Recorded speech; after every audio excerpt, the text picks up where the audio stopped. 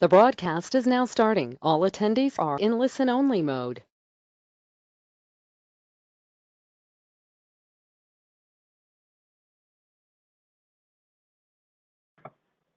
Good morning, everyone. We'll just wait a few more minutes to start.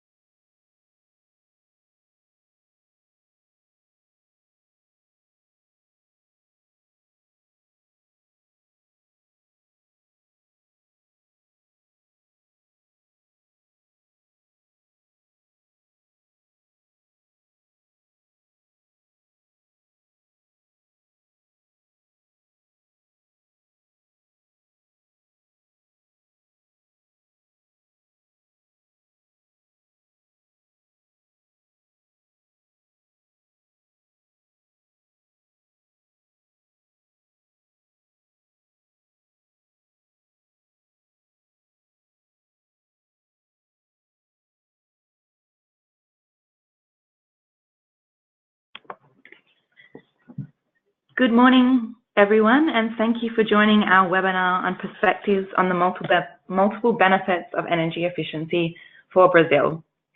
You might be aware of the IEA publication on capturing the multiple benefits of energy efficiency, where we identified a range of benefits that energy efficiency can deliver. This webinar draws on the framework developed in that publication and focuses on some of the main benefits that energy efficiency can deliver in Brazil. The webinar is organized by the International Energy Agency with the kind support of the Brazilian Energy Research Office and the Ministry of Mines and Energy. We would like to thank EPE and MME for this support and participation. So firstly, I'd like to make an apology. Edith Bayer, our program manager for Brazil and Mexico in the IEA, is currently unwell.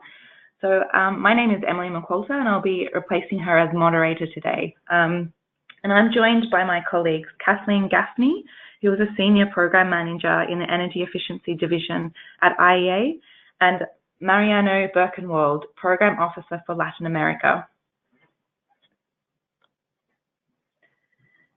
So here's the agenda for today.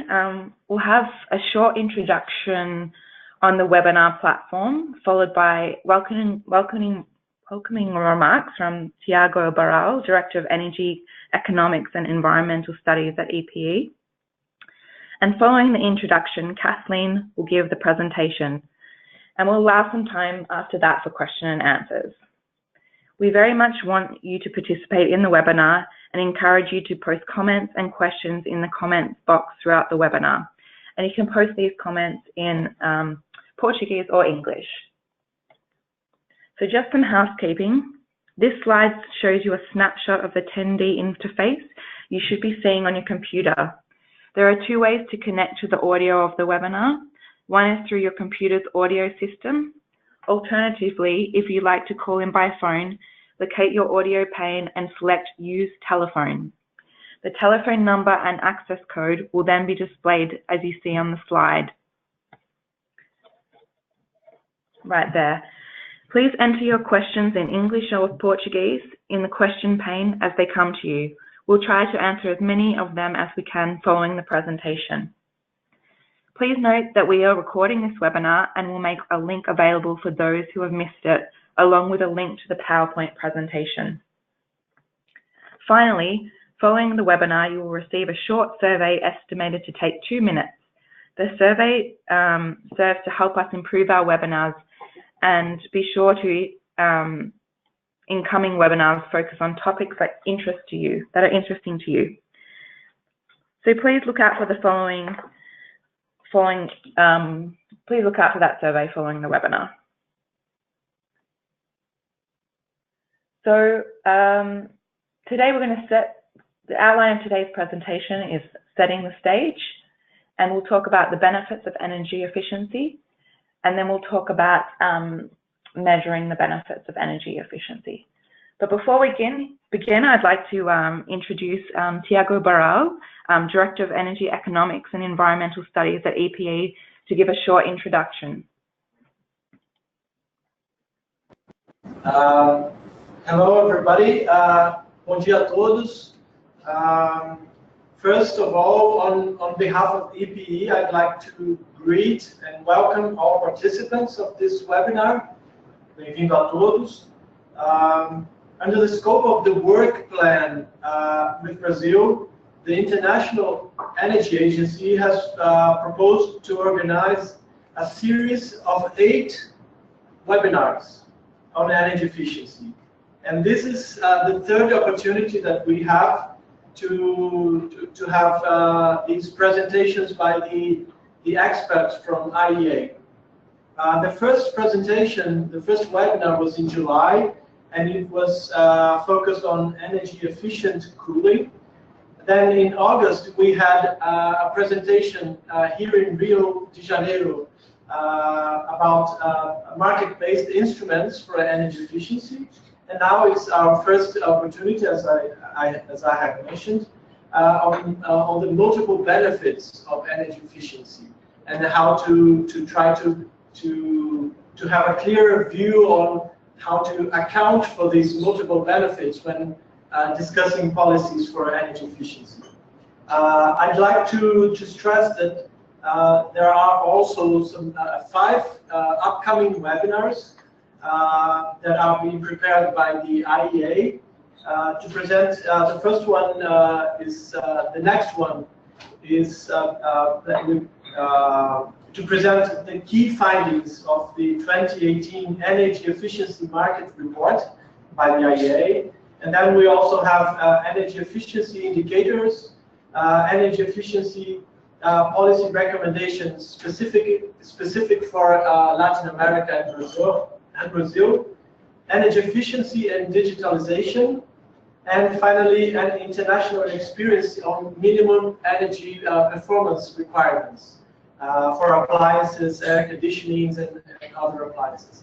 So I invite you to join us in the next webinars. and I'd like to stress that EPE strongly supports these initiatives, and we think these are very relevant topics for Brazil. I also would like to mention that in parallel, EPE has been conducting a number of studies to support policy making and evaluation towards more effective actions on energy efficiency. And I'd like to mention that we have made great progress in a number of studies to support an action plan, especially for buildings and industry sectors. Also, the Ministry of Mines and Energy, Procel, our national regulator on electricity, ANEEL, and other institutions have conducted a number of studies and actions, including a relevant effort to coordination of these various actions. Well, now just to finish my intervention, I would like to thank some people. From EPE, I would like to thank especially Patricia Mercer, Ana Maia, Jefferson Soares, and Carolina Mariani for supporting the promotion of this webinar. Obviously, I have to strongly thank the International Energy Agency. Special thanks to Edith Bayer for her enthusiastic support. And of course, today's presenter, Kathleen Gaffney. So with this, I end my initial intervention, and thank you all participants, and well, have a good webinar today. Thank you. Thank you, Thiago. And now I'm going to pass it over to Kathleen to talk about the multiple benefits of energy efficiency. Okay, thank you, Emily, and thank you, Thiago. I'm happy to be here. Looking forward to taking your questions and answers at the end. I'll leave plenty of time. So, like Emily said, I work for the International Energy Agency in the Energy Efficiency Division, and I've been leading or taking on some of the work related to multiple benefits of energy efficiency from some of the people who came before me, and since I've been here, it's been a focus of my work. So I'm happy to put it in the Brazilian context for today, which is what I'm going to do now. So in terms of setting the stage, a big part of what the IEA's work and the Energy Efficiency Division covers is looks at mandatory energy efficiency policies and regulations and how well they're covering energy consumption across the globe. So in Brazil in particular, with the help of some of the data we have received, we're able to look at the coverage of energy efficiency policies in the building sector, so both residential and non-residential buildings, in the industry sector and the transport sector, and then overall. And so, as you can see in this graph, the coverage in the building sector is a lot higher than in industry and transport. Although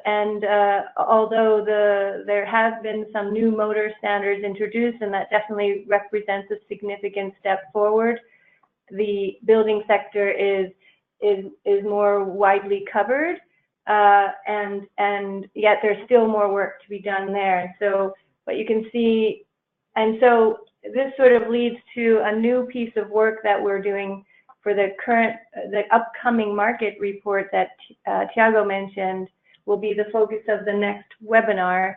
But we have developed an efficient world scenario using the World Energy Outlook team's models. And in that scenario, which goes out to 2040, we see the biggest opportunities for energy efficiency potential coming from the transport and industry sector. And that relates to the previous slide in the sense that there's a lot of opportunity for increasing basic energy performance standards and things like that, but also other policies. It doesn't mean that the building sector is fine and should be left alone. It just means that the transport and industry represent some of the biggest opportunities. And for example, I pulled a few things out of the report, that speak specifically to transport and industry. And so what we're seeing here is that passenger vehicles representing the largest opportunity for transport improvements.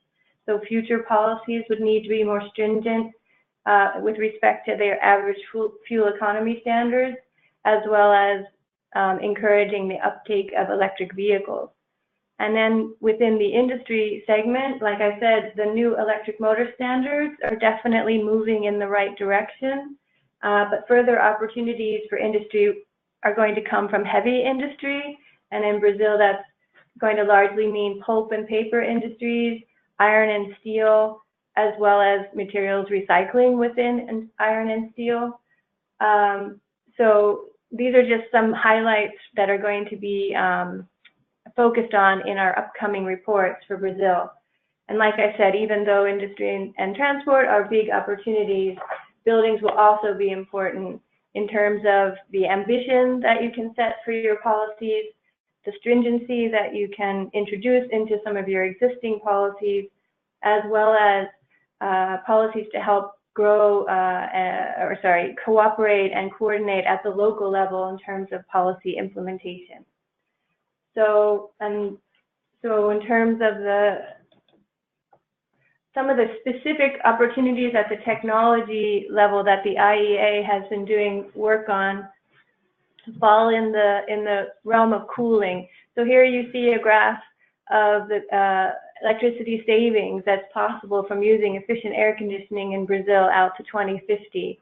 So something on the order of 110 terawatt hours of annual electricity savings can be realized primarily from just enacting and improving minimum energy performance standards on air conditioners.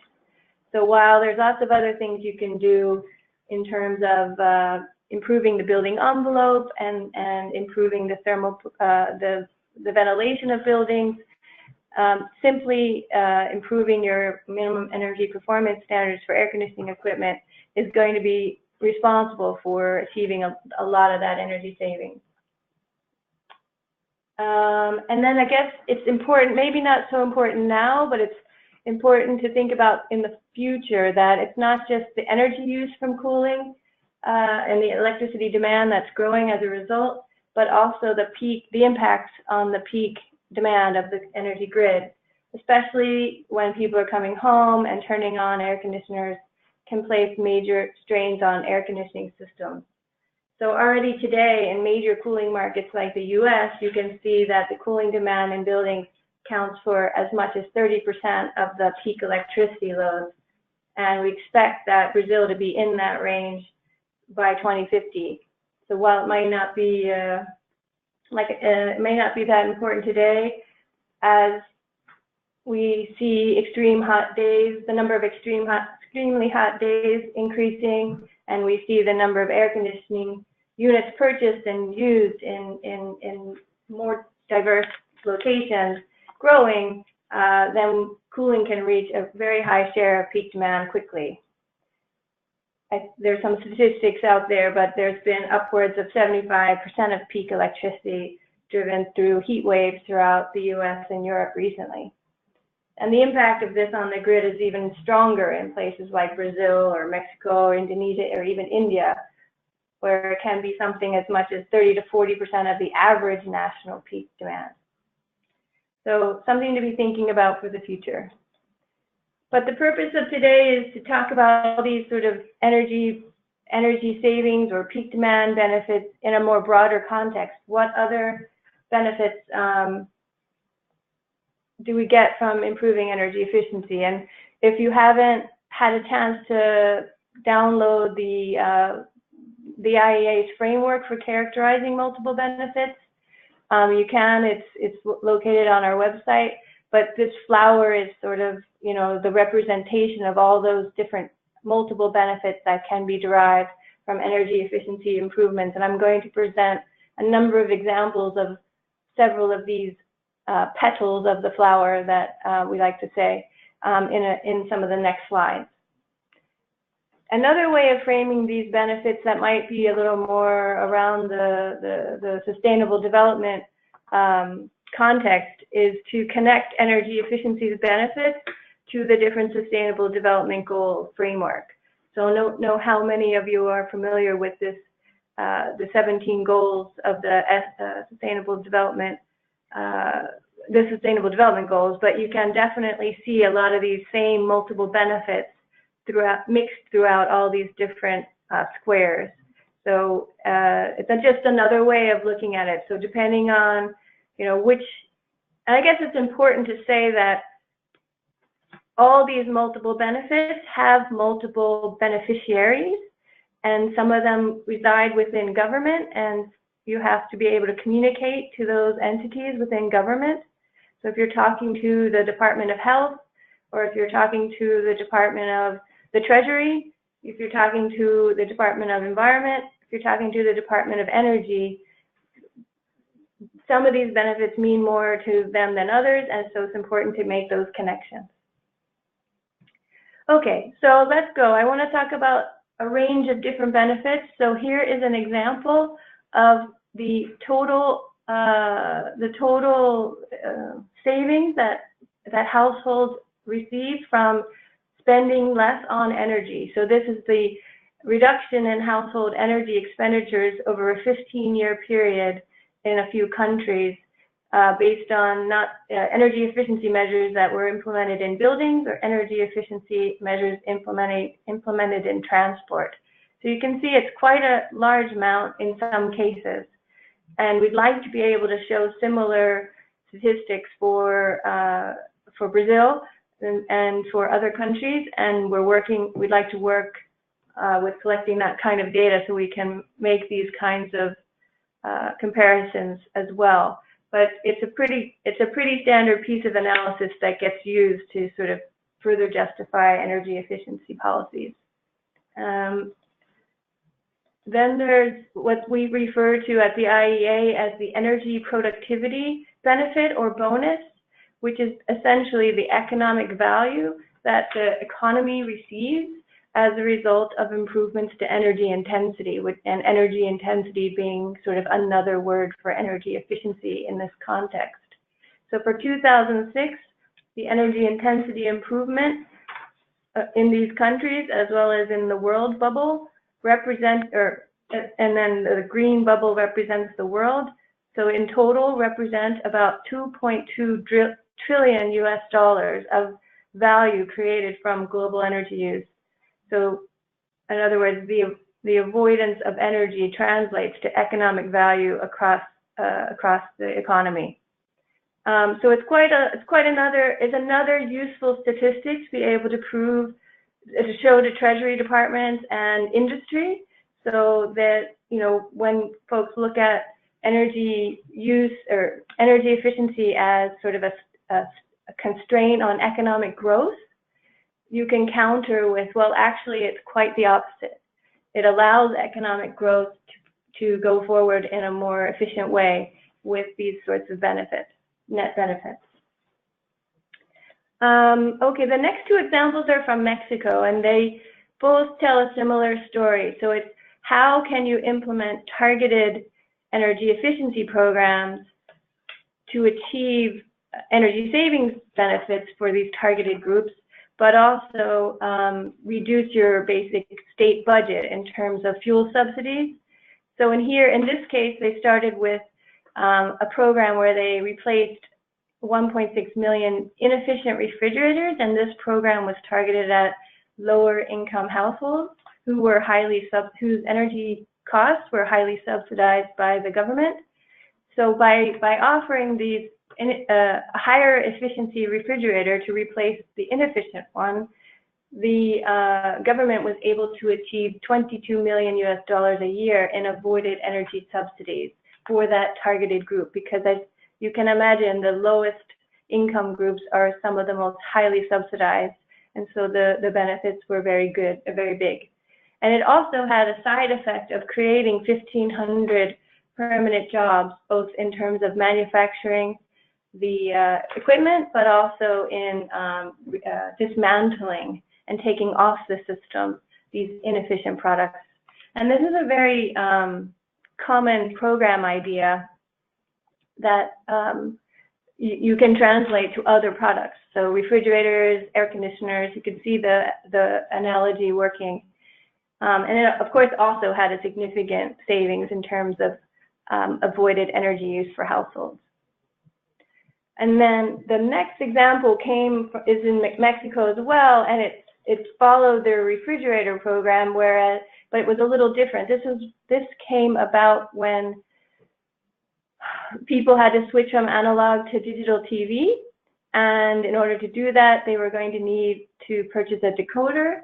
And so there was all these ideas passed around, how could we make this work better for targeted segments? Again, it's very highly targeted. So again, to the low-income households, the Mexican government provided 14 million of these LED TVs, which were not only more efficient, but would not require this extra component. And it cost them about almost 2 billion to sort of deliver the program, deliver the LEDs, take out the old ones. And the expectation is that there will be quite a great amount of savings, both from the avoided use of energy for the less efficient equipment, but also in terms of the amount of subsidies that the government would have to pay to cover the cost of that more inefficient equipment. So again, it's a very similar story as the previous story for refrigerators, and it's also a very common type of program. The next slide is more about the benefits related to energy efficiency can have a positive impact on improved local air pollution, which in turn leads to some health benefits. So in this slide, you can see the analysis that we did related to avoiding premature deaths due to poor indoor and outdoor air quality. So in Brazil, you can see that it's something like 40% to 40,000 avoided deaths, I think is what that number, that chart reflects. And I think as you can see on the left-hand side, the impact could be much, much more substantial in some other countries. And I think we just, they wanted me to point this out, that this slide is actually Paris. So it's not just China and India or Brazil that have this local air pollution problem, but it is also worldwide. And that's sort of the justification for why Paris is doing a lot with their policies. Okay, one more example on some net taxation benefits, or as well as other macroeconomic benefits, and this comes from Italy, where the government offered a program to give tax rebates to households who were going to do a building renovation to a certain high efficiency standard. And the way the positive, and you can see over on the right that there was a positive net balance of about 8 billion euro savings to the government. And that's basically coming from, I guess, going right to left. Yes, they did have to fund those tax breaks, so they did have to give people those rebates. But on the other hand, the investment that the households put into high efficiency building renovations enabled them to collect tax income from those investments. So there was some net tax benefit there. But also there was an expansion in the local economy and jobs. So building retrofits are some of the most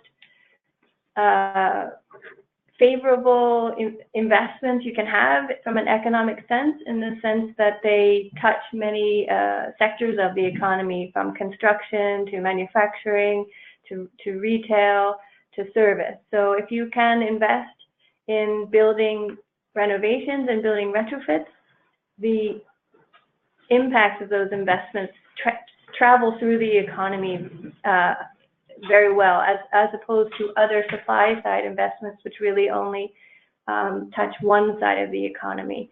So that's another justification for spending in energy efficiency.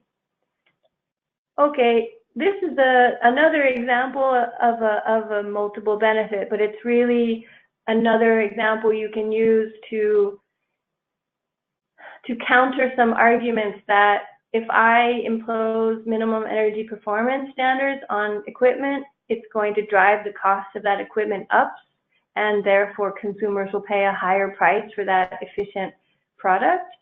When in fact, this example shows over a long period of time, the United States refrigerator market, that back in the early 70s, the price of refrigerators for a certain amount of service, for a certain amount of energy use was such that once they started introducing minimum energy performance standards to reduce that kWh per year line, the red line in the middle, the price of the refrigerator went up a little bit, but then then it went down and continued to go down.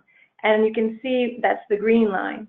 And you can see on the blue line that over time, the refrigerators actually got bigger or had more service or had some special features. So even if,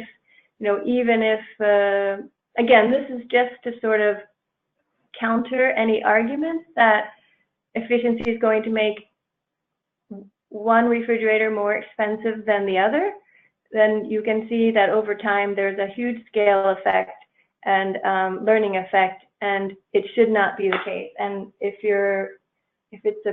it's a particular technology that you manufacture locally, this is good news. If it's a particular product that you have to import, it's also good news. So another good case. Okay, and then the last case comes from India. This is the Ujala lighting program. You may have heard of it. It's very famous. I know we talk about it a lot at the IEA, but there's many, many benefits from this program. So essentially it was the government decided to make a bulk purchase of LEDs and then distribute them throughout the country. And by doing so, they were able to reduce the cost of the LED and have that be something that could be recouped by households' utility bills. So that made sure that the product itself was affordable to everyone. In addition, it spurred employment in the sense that they had to distribute these LED light bulbs throughout the country, and it made it so that there was, jobs as well as wage improvements. And then obviously we have the household savings in terms of household electricity bills being cut by 15%, and that when it adds up is a lot of savings. And then those savings or that income that's been saved and then can just be spent in other aspects of the economy. And in this case too, it actually had an effect of reducing the cost of electricity. So that's a system-wide benefit that I think if you can get that kind of scale from any kind of program, you should be able to trace that through to lower energy costs for everyone.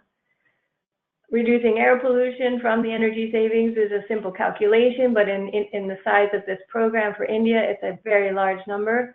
And then finally, in a country like India or Brazil where demand is growing, it can help avoid the need for additional generation than otherwise would have been necessary had you not implemented the programs. So the scale of this program is what makes it so amazing, but the benefits that I've talked about are no different than the others I mentioned. So it's really important to think about scale when you think about the benefits as well. Okay, the last part of the presentation will give you a little bit of information about what's necessary in order to measure these benefits, because it's nice to be able to have sound bites or case studies, but how do I really get the evidence base that government needs to be able to implement energy efficiency policy? So it comes from a combination of data, establishing some good policies and procedures, incorporating multiple benefits into your modeling tools, and lots of sort of soft stuff like outreach programs as well. So I'll give some examples. So this is, I think, the IEA's typical breakdown of energy consumption, energy demand, and the basis upon which we create all of our energy efficiency indicators. So I guess it can never be said enough that data is at the heart of everything we do at the IEA and everything that policymakers need. And the more disaggregated you can get some of this data, the better for any type of analysis. And in the case of multiple benefits, I would add, lots and lots of other sources of data that we would need to get from other departments, like I said earlier, like the health department, like the Treasury, and so on. So it's not easy, but there's there's plenty of easy wins if you get started in the right way. So this is one of the tools the policies and procedures that I wanted to talk about that is being used in the United States to formally and procedurally include multiple benefits in the cost effectiveness calculations that get done for energy efficiency policies. So they call it a sort of resource value test, where it measures the efficiency benefits as a resource.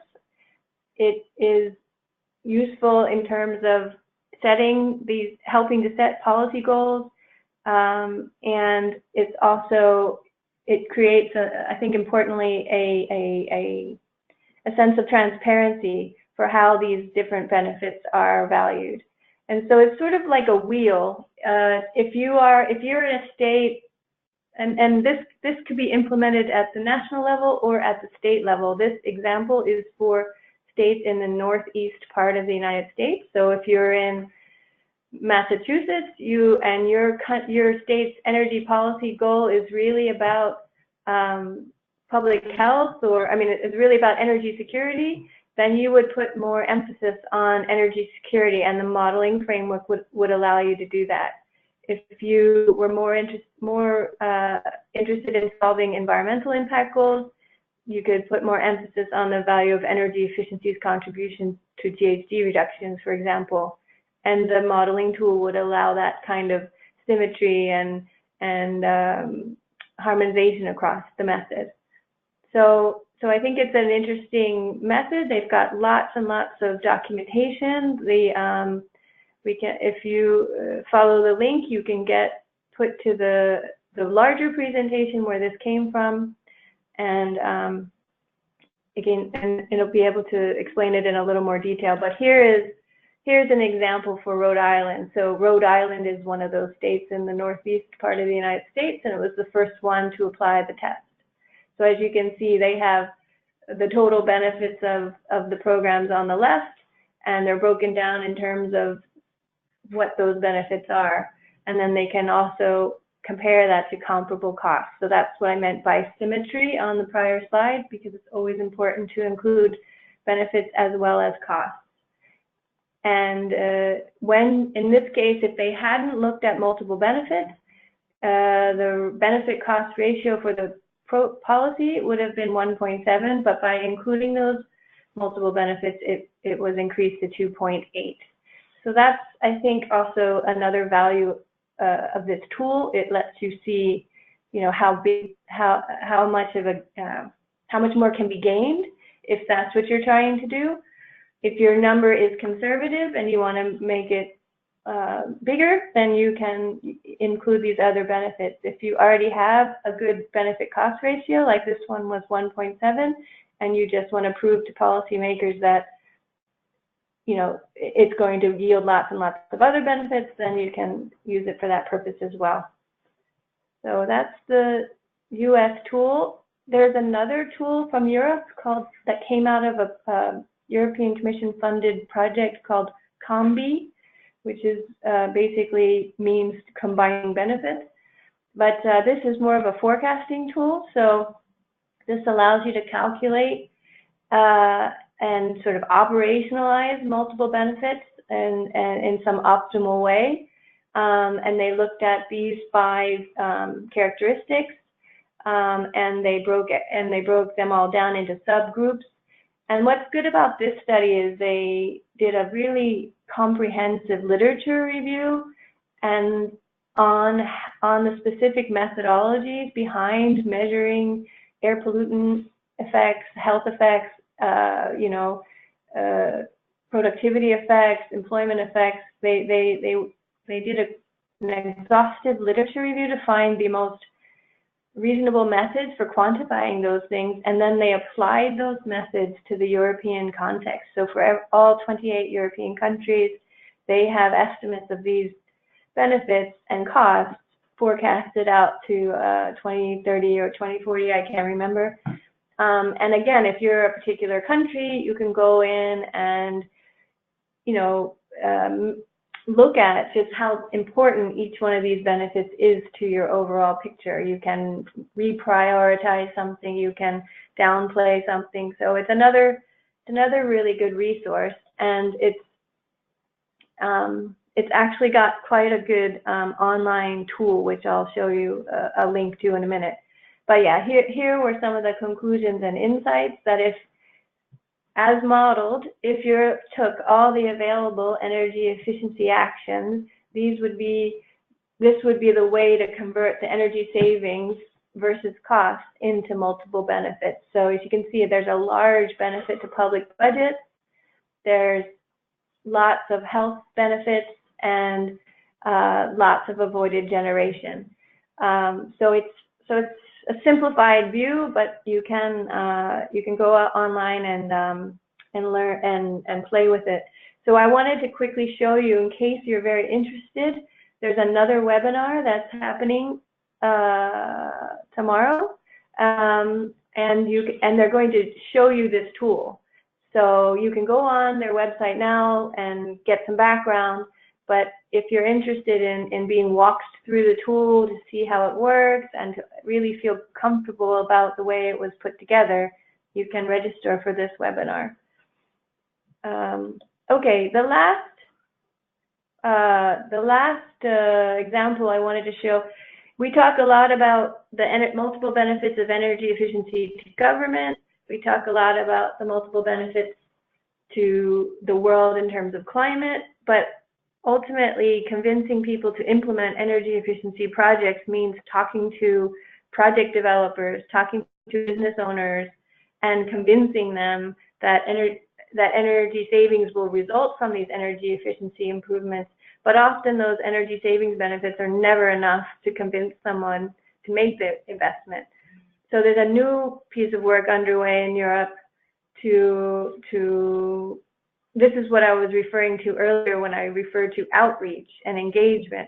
So this project is working directly with businesses and the services professionals. So project developers, energy services companies, engineers, contractors, all those folks that are in the business of selling energy efficiency, and connecting them with business owners and property owners to see what types of benefits would make the sale more or less attractive to them.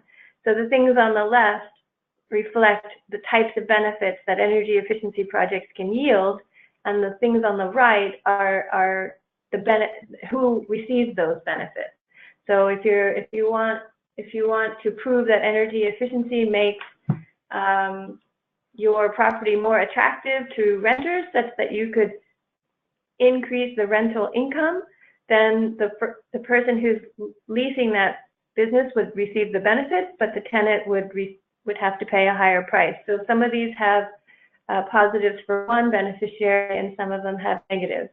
But it's just another way of laying this out and studying it, and hopefully developing some tools and training so that those in the market can get more comfortable with talking about benefits in this multiple way.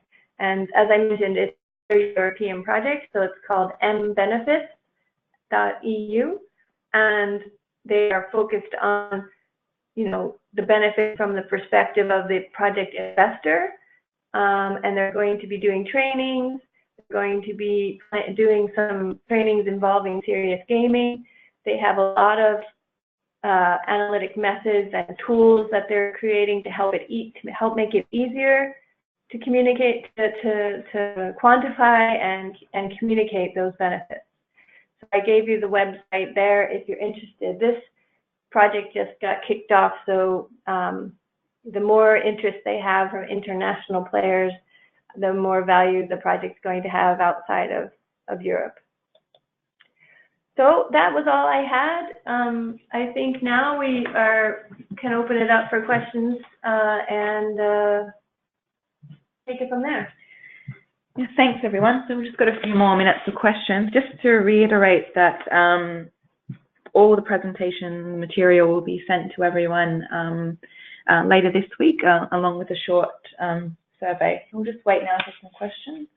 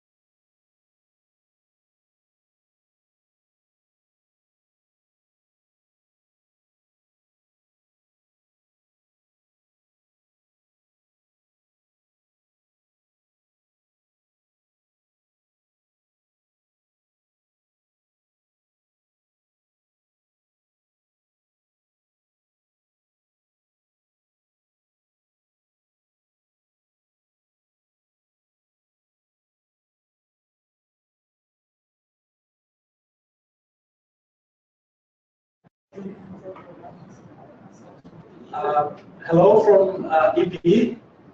Hi. Did you get our question at the chat? Yeah, we're looking at the questions now. Yeah, we're just getting a few together and we're just waiting for all the questions, reading all the questions coming through. Okay. But there's actually one for you, Thiago. Maybe take the time to answer first. Do you want to read? Okay, Thiago, here we have a question from Federico Perillo from Portugal. His question is about the energy efficiency auction and what are the tangible benefits that could bring to Brazil and what is the role of EPE in this transition? Did you get that, Thiago? Yeah, so the question is first to answer, right? Yes. Yeah, the energy efficiency auction is under discussion, the design of this auction, and the multiple benefit approach has somehow been conducted, as I see it. Maybe Jefferson or Gustavo can add to my point, and it's meant to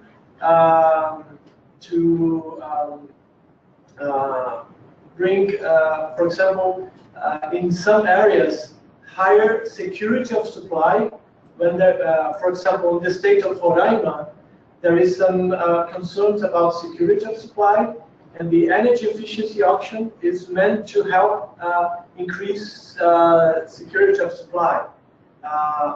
Also, it's meant to reduce the generation of diesel by diesel fuel, and in that sense, these diesel generators in the capital city of Roraima will be reduced and somehow with health issues to be accounted. It hasn't been, I would say, the multiple benefit approach hasn't been conducted to quantify or to account in numbers the expected benefits so far, but it's part of the discussion. And I would say it's a challenge because depending on the region and depending on the results of these and the costs of these actions, the share of benefits and costs is somehow brings some controversies, I would say. But I would say it not totally accounted the multiple benefits, but it's I would say it's been part of the debate of the energy on the energy efficiency option. Qualitative way.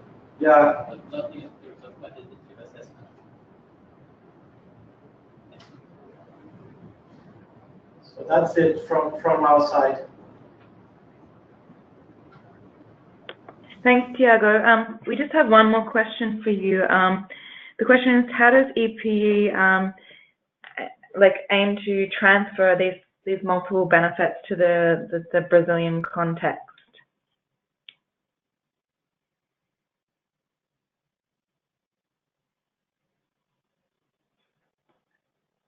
Okay, yes. Well, there are a number of tools to do that and a number of instruments to bring these multiple benefits. I would say in the case of EPE, the instruments that we have are the energy plans that we work and develop. So basically, for example, when discussing the long-term energy plan, we try to do some projections of gains in terms of energy efficiency. The basic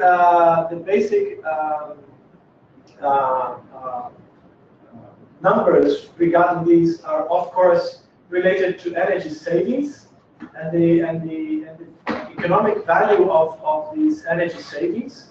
But we also bring and discuss some of the other benefits in terms of reduction of peak demand, in terms of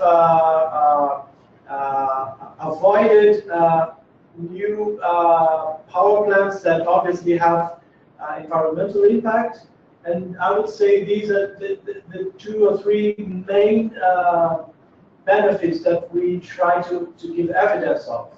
So I would say, for example, Kathleen has brought a number of other benefits regarding health issues and regarding, for example, macroeconomic benefits that so far are not very much accounted in our energy plans. So I see potential to work on this arena to add some other benefits into our energy plans. And I would say the studies that have been conducted to support action plan for energy efficiency are going further into these topics, and we hope to bring some of these the results of some of these studies still in this later this year. Okay, that's it. Thank you, Thiago. We've got some other questions that have come in for Kathleen. So yeah, I'll try to do them fast because there was at least 3 or 4 I think I have quick responses to. Someone asked about whether focusing on public or street lighting programs is important because, well, they don't use a lot of energy. But they are highly good interventions because they have a lot of multiple benefits. They are often, you know, for a local municipality or even others, it's an expense they want to try to manage on the public budget. But more importantly, they are connected to other benefits like increased security, reduced crime, better aesthetics. Often newer street lighting looks nicer and makes the statement that the city that they're in cares about how things look. They are also, you know, some of the more modern ones have other benefits in the sense that they can be connected to the grid, or they have other sort of functions besides lighting. I will say the only negative I've ever heard about street lighting is,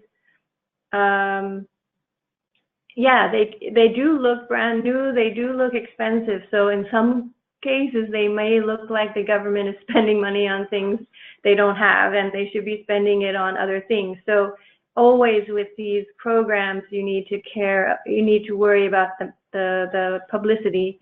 But in the balance, they have many more positive benefits than negatives. There was a second question about the health sector, I guess, and like how to better engage with national health organizations.